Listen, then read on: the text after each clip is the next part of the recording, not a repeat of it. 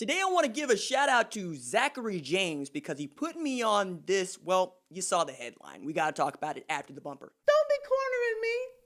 Hold up. Time. You got to help me with that corner shit. What's up, kinfolk? It's RJ Young. I am not on the step mill. Consider hitting the like and subscribe button because I upload a video every single day. So it's college football related, sports related. We have a good time. Today, I want to talk about a Hall of Fame comment that was made on the channel following Oklahoma's 38-35 loss to Kansas State by an Ohio State fan.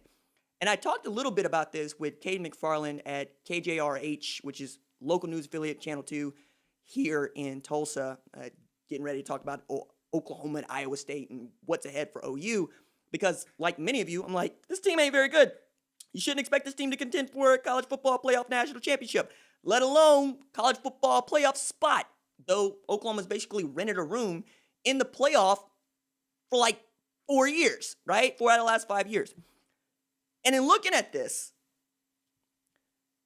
I was amazed to find this stat. So, Cinema1975, who's been a commenter on this channel basically since its inception, said every OU fan needs to understand this team moving in the right direction just about hit a major bump.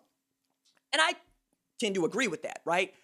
The way that Oklahoma lost to Kansas State, it was a confluence of events that just you don't see happening very often. Number one, you gave up 2 70-plus yard touchdowns. Number two, you gave up 4 turnovers and then didn't create any of your own. You had a 21-point lead in basically going into the fourth quarter, and that went away. And if you'd have told me that quarterback starts 17-19 for well over 200 yards passing the first half, I would have told you they win the game. Get to winning time, you just can't pull it together. Shout out Deuce Vaughn, who's holding it down for us 5-5 guys. Going into Iowa State, again, on the road, you got to prove it game. So I was thinking, man, they could go 1-2 like they did in 2016. And then Zachary James comes around with this comment. This coming from an Ohio State fan. Y'all need to just bide your time and hope for the best.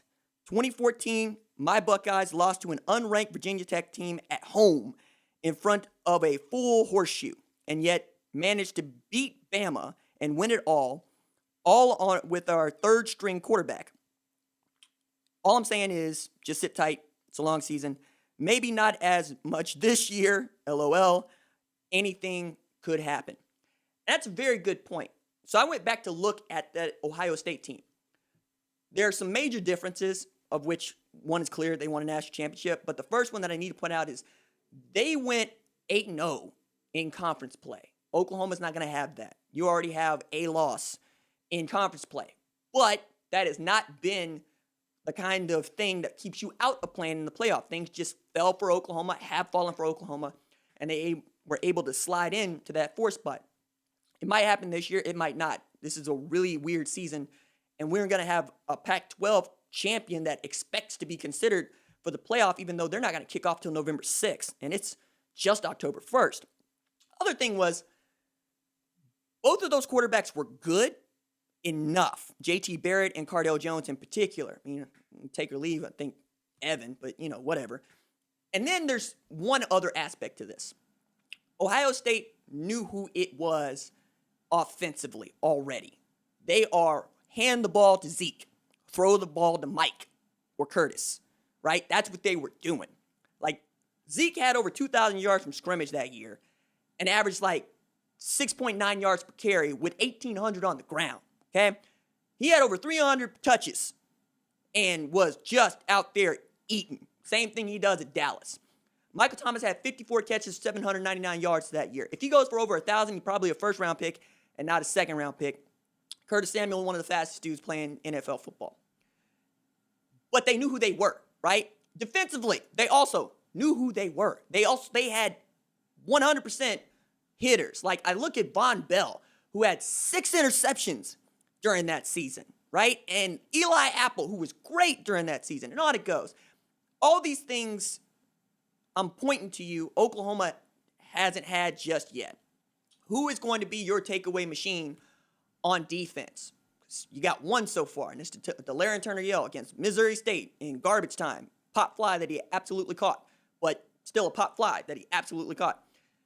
Who's going to get you sacks? There is no Jalen Redmond. There is no Ronnie Perkins. Like, you need to figure out who those guys are going to be.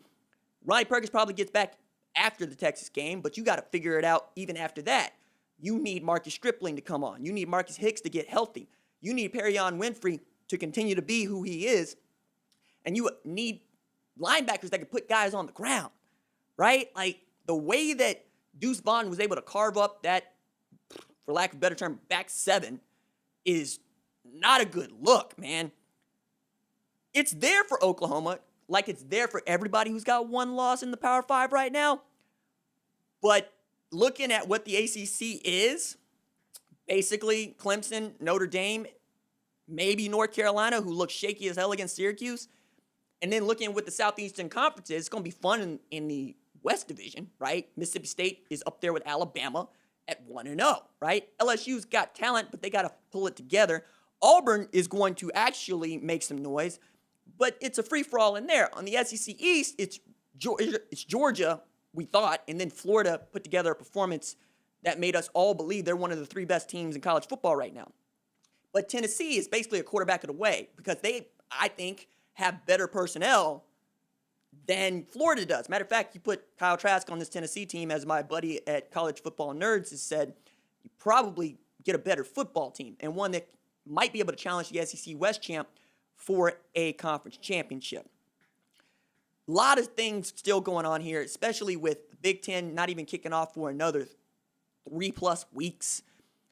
And it's been Ohio State and Wisconsin's conference for so long. As a matter of fact, I was looking this up. Last 10 years versus opponents on their schedule, right? On their 2020 schedule, which is their conference-only schedule in the Big Ten. Ohio State is 57-7.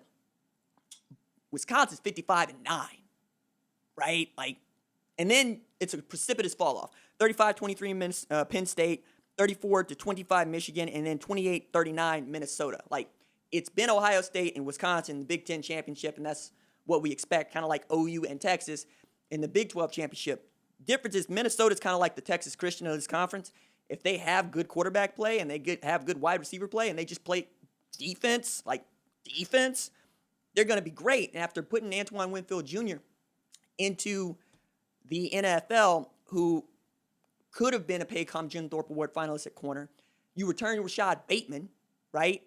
You got Tanner Morgan. They got a chance to make some noise in the West, but I'm betting on Wisconsin the same way that I would bet on Georgia to start this season. I'm not going to get rattled because Georgia did not play a great football game against Arkansas. Now, if they get beat by Auburn, that is what it is. But right now, you got to feel good about those teams. Oklahoma could do this. I just don't expect Oklahoma to do this. But I am giving you hope because hope was provided in the comments. So say thanks to Zachary for pointing that out. All right, that's it for me. Deuces.